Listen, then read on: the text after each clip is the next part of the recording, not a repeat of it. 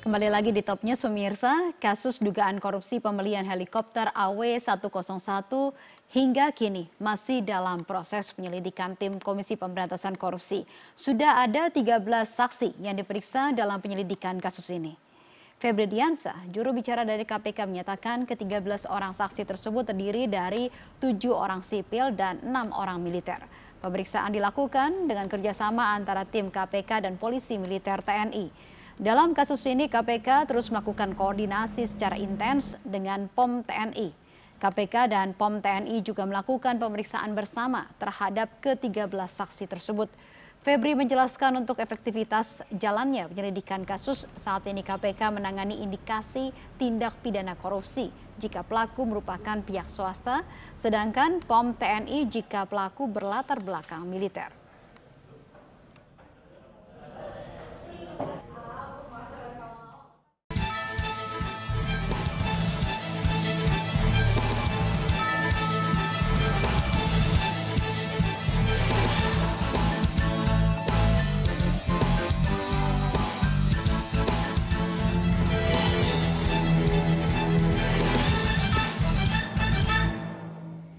Elektabilitas Presiden Joko Widodo masih cukup tinggi, jauh di atas rival politiknya di pemilu 2014, Prabowo Subianto.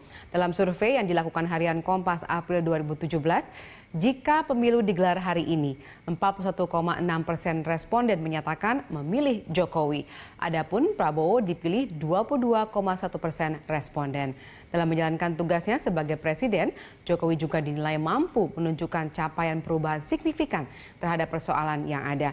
Namun dalam kurun 6 bulan terakhir, kinerja Presiden Joko Widodo dan kabinetnya dalam mengatasi beberapa persoalan bangsa cenderung menurun. Turunnya kinerja pemerintahan Jokowi JK ini akibat berbagai persoalan yang menghadapi bangsa ini pada akhir-akhir ini, seperti hal menangani masalah politik hukum dan keamanan, ekonomi, serta kesenjangan sosial. Lalu apakah penurunan kinerja Jokowi ini akan berdampak pada perolehan suaranya di Pilpres mendatang? Akankah di Pilpres 2019 mendatang hanya akan ada Jokowi dan Prabowo? Prime Time Talk bersama saya Valerina Daniel akan membahasnya bersama narasumber yang telah hadir di studio kami, yakni pengamat politik LIPI Indria Samego, dan nanti akan bergabung dari gedung DPR yaitu politisi PDI Perjuangan dan juga anggota Komisi 2 DPR Arief Wibowo. Saya sapa dulu Pak Indria. Selamat malam Pak. Selamat malam Pak. Terima kasih sudah bergabung sama kami hari ini. Terima kasih diundang. Ya. Namun sebelum kita mulai dialog kita, kami akan menyampaikan informasi terlebih dahulu. Pemirsa, kita akan menyimak sejumlah data terkait kinerja dan Jokowi, elektabilitas Jokowi yang akan disampaikan rekan saya Eliza Hasan. Silakan Eliza.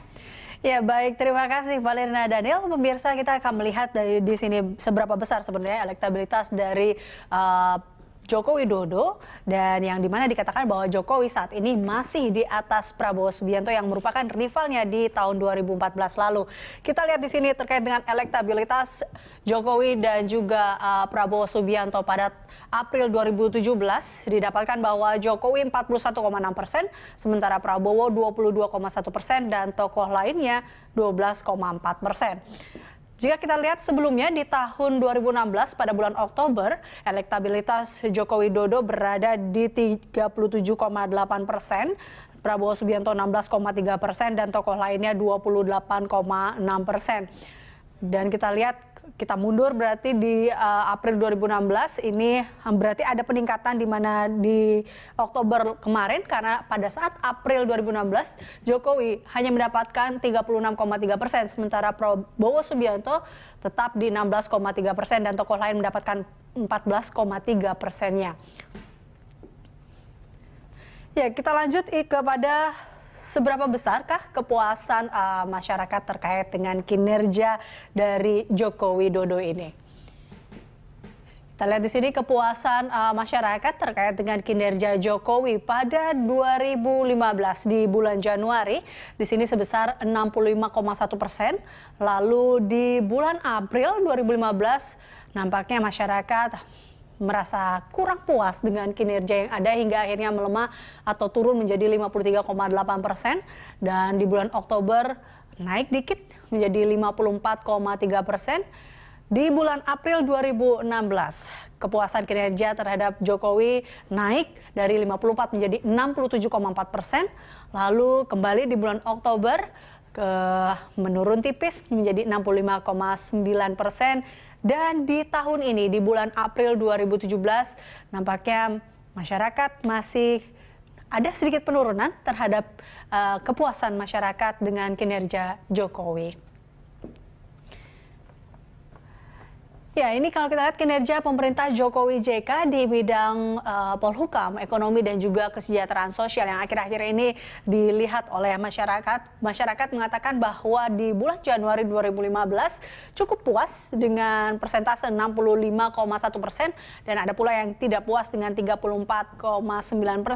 Lalu kemudian di bulan April 2015 mengatakan bahwa terkait dengan bidang politik, hukum dan HAM, ekonomi, kesejahteraan sosial juga mengatakan puas 5,3,8% dan 46,2% tidak puas. Masih sama di bulan Oktober kita lihat masyarakat masih puas, tingkat kepuasan masih sekitar 54,3%. Di April 2016 tingkat kepuasan semakin meningkat. Kita lihat dari tadi adalah di awal yaitu sekitar 54, kali ini meningkat menjadi 67,4% dan tidak puas sekitar 32,6%. Lalu di bulan Oktober, ini juga kita lihat kepuasan meningkat menjadi 65,9%. Bagaimana dengan di 2017 ini? Ya, nampaknya di bulan April 2017, masyarakat pun puas dengan kinerja pemerintahan Jokowi JK sebesar 61,3% di bidang Polhukam, ekonomi, dan kesejahteraan sosial. Dan yang terakhir kita akan melihat sebenarnya bagaimana kalau kita lihat dari sisi ataupun sosok dari Jokowi JK, maksud kami Joko Widodo dan juga Prabowo ini.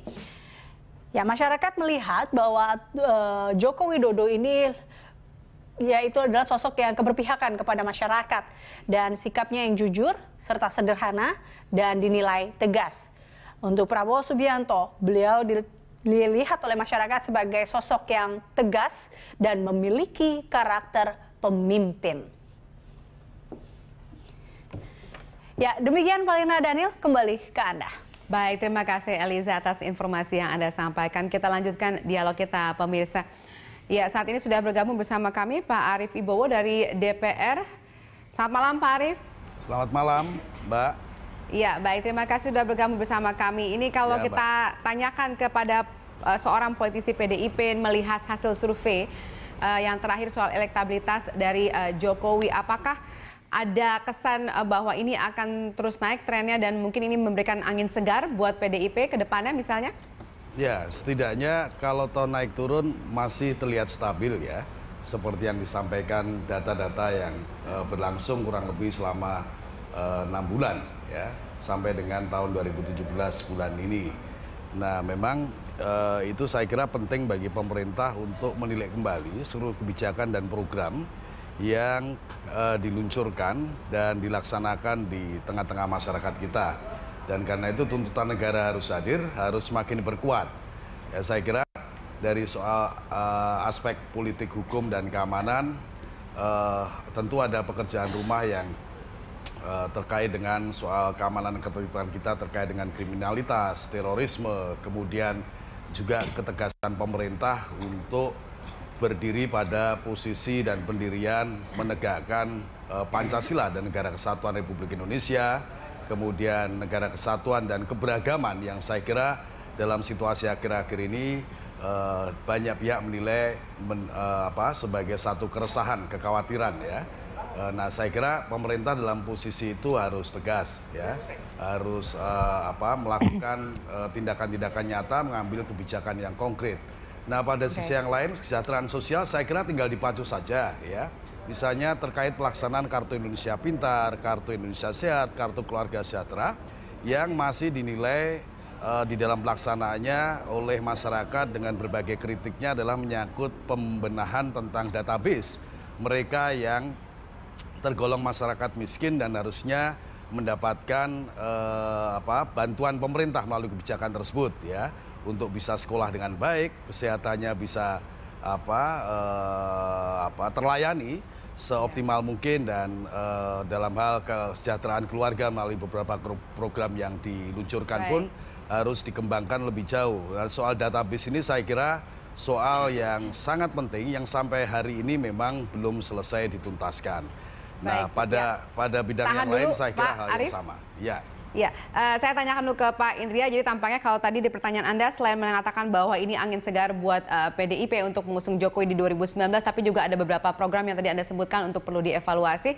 Kita tanyakan ke Pak Indria, menurut Anda apakah kita bisa mengatakan hasil survei ini semacam too early to call gitu untuk menyatakan bahwa Jokowi pasti akan bisa menang di 2019? Saya kira ada dua hal yang menarik untuk diberi catatan. Kalau bicara elektabilitas, mungkin pikiran common sense-nya adalah konsekuensi dari popularitas.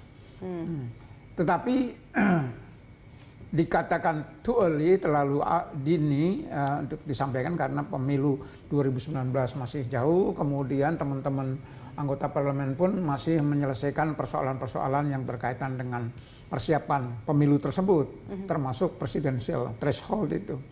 Jadi masih kalah penting dibandingkan persoalan kedua, yaitu soal kinerja. Dan itu saya kira yang harus dipandang sebagai bentuk masukan kritik dari publik terhadap kinerja. Karena kinerja sebagus apapun pengakuan pemerintah, kalau rakyat tidak merasakan, tetap juga tidak ada artinya gitu. Nah, kalau angka misalnya di atas 60, ini dianggapnya sudah lumayan baik, ya, ini artinya pengakuan. Nah, seberapa jauh itu kinerja Jokowi dikaitkan dengan janji-janji yang ada dalam nawacita. Ini yang harus dijadikan ukuran untuk menentukan berapa sih skala yang pas untuk itu. Jadi jangan lupa bahwa baru pemerintahan Jokowi inilah memberikan perhatian yang serius terhadap wilayah dan masyarakat yang di masa lalu agak kurang diperhatikan. Kurang diperhatikan. Ya, pinggiran membangun dari desa, dari pinggiran. Jadi ini ada sesuatu yang baru ini dari baru yang era baru. Jokowi Kemudian ini. menyamakan harga bensin di Papua mungkin dengan itu kunci untuk bisa meningkatkan elektabilitasnya nanti di 2019. Tentu saja ya. nantinya ada semacam efek bola salju dari situ. Oke. Baik, kita akan bahas lagi di segmen berikutnya karena mungkin saja ada misalnya tokoh lain. Nah, bagaimana kemungkinannya, apakah tetap akan tinggi elektabilitas dari Jokowi? Kami akan kembali saat lagi pemirsa.